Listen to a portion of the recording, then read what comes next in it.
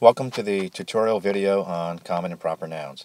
So for the next couple of minutes we're going to learn the differences between common nouns and proper nouns. All nouns are either common nouns or proper nouns. And again, for the next couple of minutes we'll learn how to tell the difference between the two of them. Common nouns will be one of four things. Either a person, place, a thing, or it could be an idea. Let's take a look at some examples of what common nouns might be. An example of a person that would be a common noun would be a teacher. Right? Teacher is a person, and that's also a common noun. Another example of a common noun that would be a place would be, because many of you play soccer or baseball or football or other sports where it takes place at a field would be another example of a common noun, in this case a place. Or a thing. Many of you get to your field or wherever your activity is in a car, and that's an example of a common noun, that's a thing. And how about an idea? Well, something all of you like, last day of school, freedom. Right? That's an example of a common noun that is an idea. And so just a quick review. Common nouns are either a person, a place, a thing, or an idea. And some examples of those would be teacher would be a person, field would be a place, car would be a thing, and freedom would be an idea. All of these, teacher, field, car, and freedom, are examples of common nouns. Alright, let's get you practicing on your own. Wherever you are, take a look around and think of at least 5 common nouns that are things. Think about them, and if you have a place to write them down, write them down. How about common nouns that are of persons? The example we shared earlier was of a teacher. Without naming anyone specifically, can you think of common nouns that are persons? Something like teacher. I'll give you another example. Coach. Right? Many of you play sports and you have a coach that helps you get better at your sport. That would be another example of a common noun. Right? Can you think of, say, at least 3 on your own? Go. How about places? The example we shared earlier was field. Think of some places that you go without thinking of specific names for those places. Right? Field doesn't really name specific place. But it just is a common place where many people might go to practice a sport or play a game or something. But think of other places that you go to frequently that would be common nouns.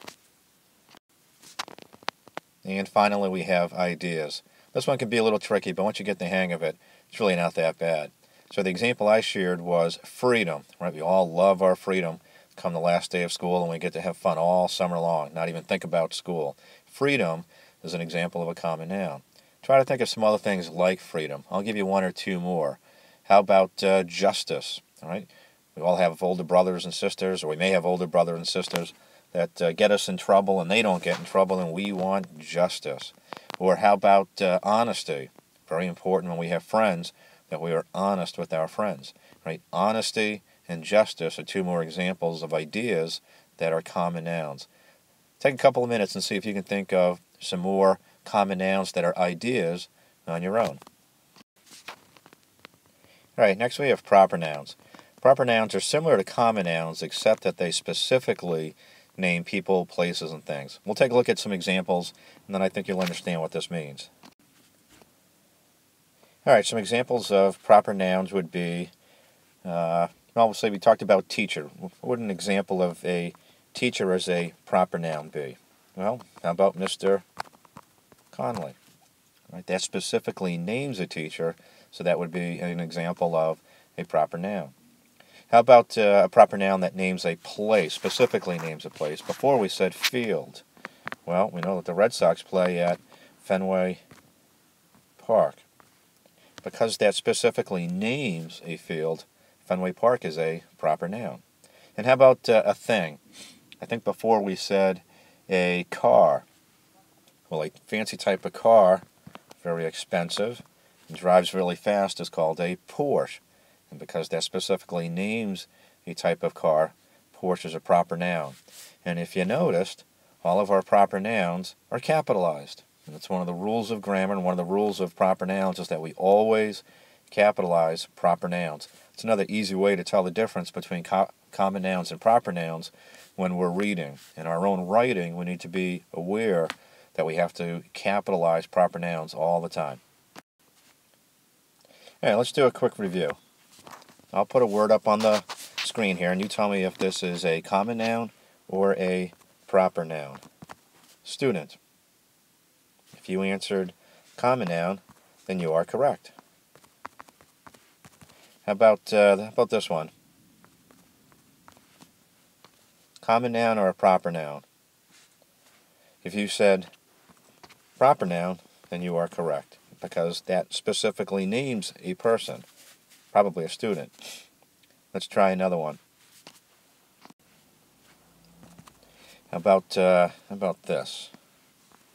House. Common noun or a proper noun? If you answered common noun, then you are correct. How about this one? This is where the president lives.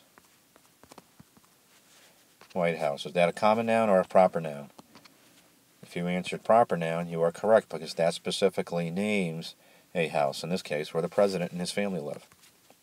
How about another one? We've got common nouns and proper nouns are persons, places, and things. All right, so we had something we did earlier. Team. Common noun or a proper noun? Correct. Team is a common noun, right? Names a thing. How about this? Common noun or a proper noun? Because this specifically names a team, this is a proper noun. And if you notice, all of our proper nouns are capitalized as they should be. Right? Very important that we capitalize proper nouns all the time. And that's all I've got. Hopefully you understand the difference between common nouns and proper nouns. Common nouns and proper nouns will be persons, places, and things. And proper nouns specifically name those persons, places, and things. Thanks.